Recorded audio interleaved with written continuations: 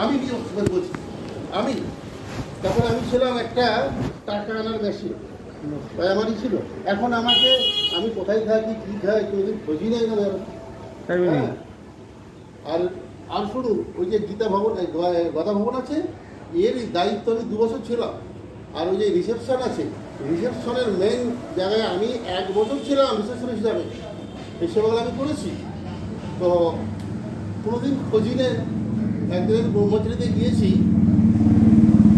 কি একটা প্রোগ্রামে যাবো আমি, তো আমি আর ঘরে যেতে পারছি না, আর যেতে যেতে হয়তো প্রসাদ পাবো না সারাদিন। তাই ভাবলাম যে প্রসাদ যদি পাওয়া যায় তো কোথায় যাবো। তো আমাকে একজন বললো তুমি ব্রহ্মচারী করতে। তো ব্রহ্মচারীতে যখন গেলাম, যিনি বসা আছেন, প্রভু আমাকে অ্যালাউ করুন, আমি একটু প্রসাদ করতে চাই। আমি বলতে পারবো না প্রভু, আপনি আমার ইনচার্জ করুন। তো ইনচার্জের কাছে যখন গেলাম, ওনাকে বললাম, তখন আমাকে প্রশ্ন করছেন আপনি কি ব্রহ্মচারী?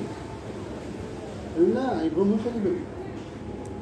তো ওই দাঁড়িয়ে আছে একজন, উনি আবার বলছেন বাবু উনি আমাদের অনেক সিনিয়র এবং উনি অনেক অবদান আছে।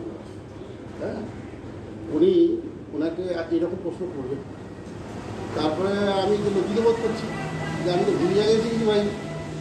তার আমি দেখুন আপনার প্রসাদটা লাগবে না। প্রসাদ পাওয়ার অবশ্য অনেক জায়গা আছে, তবে আপনার এই প্রশ্নটা আপনি যেটা করেছেন সেটা ক্ষমতার অপব্যবহার করে ফেলেছেন। আমার সময় কম আছে এখন, নাহলে আপনাকে আমি এক্ষুনি চরম দশা দেখিয়ে দিতাম যে আমি কি। আমি যাচ্ছি, কোনোদিন যদি সময় আসে তো আপনাকে আমি অবশ্যই উত্তরটা দেব। চলে গেলাম। তারপরে 6 মাস পরে দেখলাম ওই ব্যাটা ধরা পড়ে গেছে 1.5 টাকা। হ্যাঁ, চুরি করার জন্য কি এই লাল বেশটা করেছে, চুরি করার জন্য। আপনি আমাকে জিজ্ঞাসা করবেন না যে আপনি কি ব্রহ্মচারী? তা আমি যদি আপনাকে প্রশ্ন করি ব্রহ্মচারীর সংজ্ঞাটা আমাকে বলুন তো, বলতে পারবেন? এখানে আপনি তো আপনি যতগুলো লাল কাপড় পড়ছে 95% জন পারবে না ব্রহ্মচারীর সংজ্ঞাটা বলতে। আমায় বলুন। তাই বুঝি? আমি আপনাকে শুধু ব্রহ্মচারী নয়, সন্ন্যাসীর সংজ্ঞা, ব্রহ্মচারী, গৃহস্থ, বান্ধব সবার সংজ্ঞায় বলতে পারি।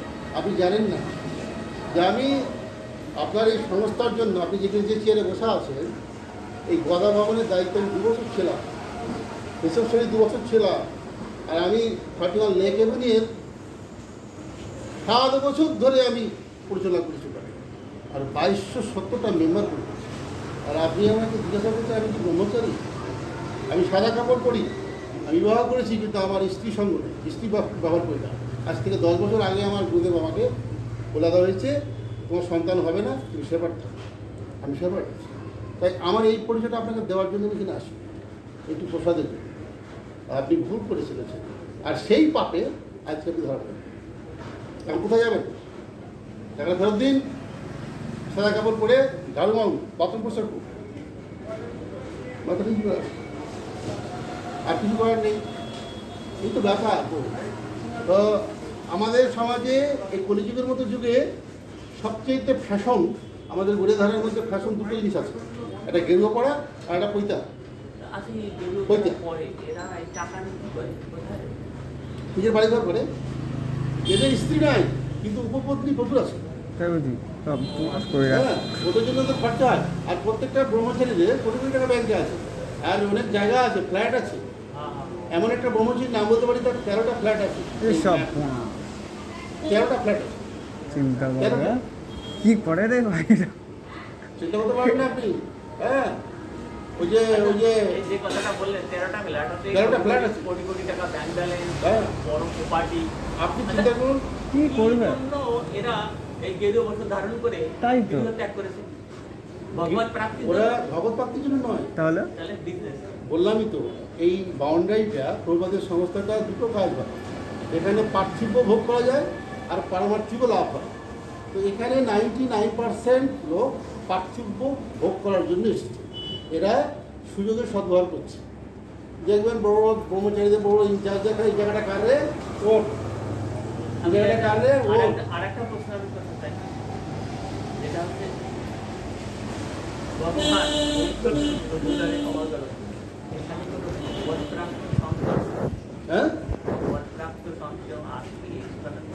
কি বললেন কথা? ভগবত প্রাপ্তি। প্রাপ্ত যে সন্ত তার মধ্যে কি আছে? দেখুন, এই কথা তো আমার মুখে শোভা পায় না, তবে প্রভুপাদ লিখে গেছেন আমার ভক্তরা কিছুটা এগিয়ে যাবে কিন্তু ভগবত ভক্তি লাভ করতে পারবে না। প্রভুপাদ নিজে বলছেন, প্রভুপাদ নিজে লিখেছেন যে আমার ভক্তরা কিছুটা এগিয়ে যাবে কিন্তু ভগবত ভক্তি লাভ করতে পারবে না। এবার আপনি বুঝুন, আমি যদি কথা বলি কথাটা চরম পর্যায়ে তাই তো। ধাপে ধাপে আপনাকে এগোতে হবে।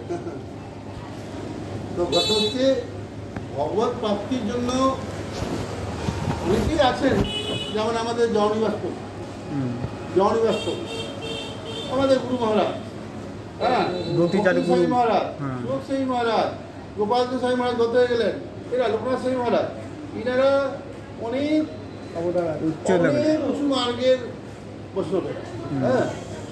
তবে তথাপিও প্রভুপাদ এই কথাটা লিখে গেছে যে আমার ভক্তরা কিছুটা এগিয়ে যাবে, তো হয়তো তাদের সময় লাগবে কিন্তু হয়তো একদিন পাবে, এটা বলা যায়। তবে তো বৈষ্ণব যারা এরা এ জন্মে না হোক কোনো না কোনো